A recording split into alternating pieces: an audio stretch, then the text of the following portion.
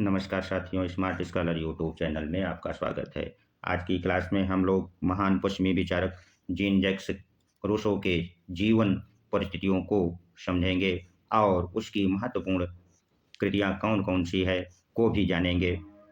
चलिए हम लोग उसके जीवन परिस्थितियों को थोड़ा-सा समझें, उस पर डिस्कस करें। तो रूसो, जिसे प्रत्यक्ष लोकतंत्र का जनक एवं फ्रांसीसी क्रांति का प्रणेता स्रोत कहा जाता है, का जीवन बड़ा ही उत्तेजक और रोमांचकारी था तथा उसकी कृतियों में उसकी जो भावनात्मक प्रतिक्रिया इमोशनल रिस्पांस है वो संसार के प्रति स्पष्ट रूप से दिखलाई देती है। रूसो का जन्म 28 जून 1712 को जिनेवा, स्विट्जरलैंड के एक गणतंत्र में घड़ी साज के घर पर होता है।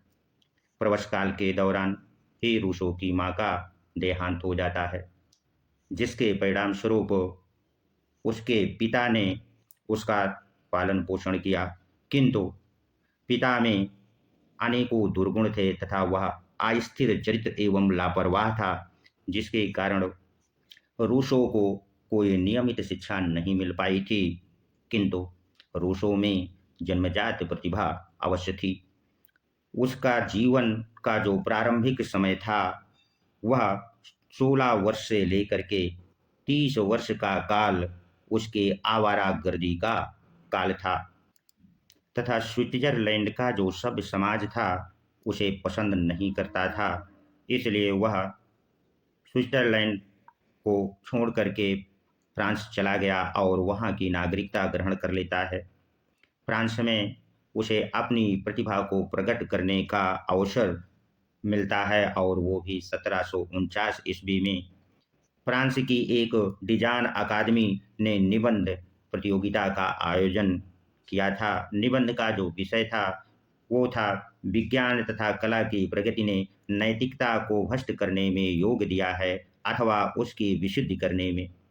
रूसो चूंकि जीवन की कटुताओं को भोगा था, इसलिए वह समाज के विरुद्ध विद्रोही बन चुका था। उसने निबंध में लिखा कि विज्ञान और कला की प्रगति ने मनुष्य का नैतिक पतन किया है। मनुष्य को यदि अपना सरल और सुखी तथा सद्गुणी जीवन प्राप्त करना है, तो उसे प्राकृतिक जीवन अपनाना चाहिए, अर्थात प्रकृति की ओर लौट जाना चाहिए। ये उसका बहुत फेमस कथन है और कई बार परीक्षा में यह पूछा भी गया है कि प्रकृति की ओर लौटो किसने नारा दिया है। तो आप लोग नोट्स बुक बना रहे हैं तो इसे अवश्य नोट कर लीजिए। आगे अपने इस निबंध प्रतियोगिता में रूसो आदि मानव की तुलना सभ्य मानव अर्थात सभ्य समाज से करते हुए कहा कि जो आदि मानव अर्थात प्रारंभिक मानव था, उसमें सादगी थी, ईमानदारी थी, परमार्थ की भावना थी तथा उसमें अपने पराये का कोई भेद नहीं था।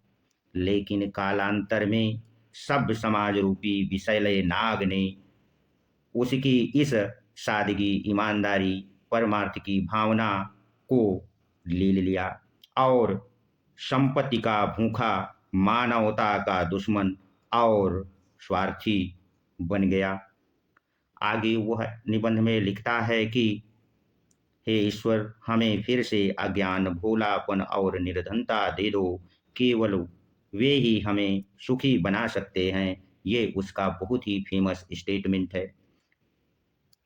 इस निबंध में उसे प्रथम पुरस्कार मिलता है और पेरिस के साहित्यिक क्षेत्र में रूसो को सर्वोच्च स्थान प्राप्त हो जाता है।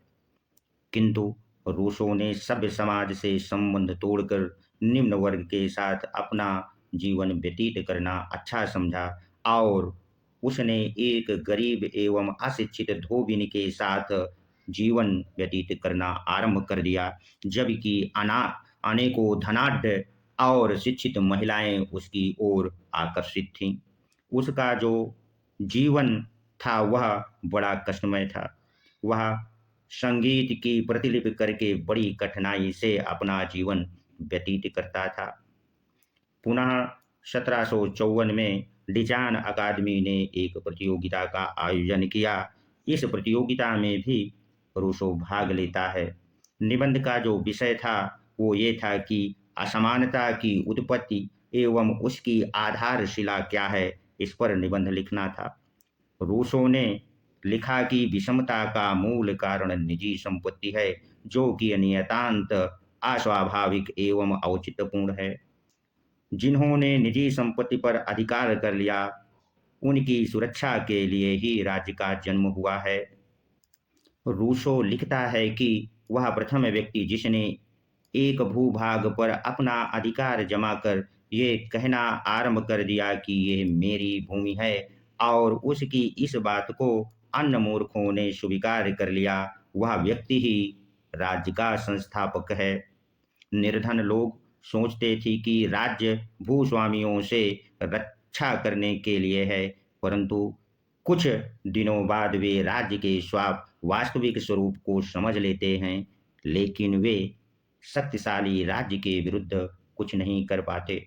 उसका यह निबंध पहले की अपेक्षा बहुत ही तर्कसंगत था, किंतु उसने भूस्वामियों और पूंजीपतियों के खिलाफ निबंध में लिखा था, इसलिए उसे प्रथम पुरस्कार ना दे करके उसे द्वितीय पुरस्कार दिया जाता है।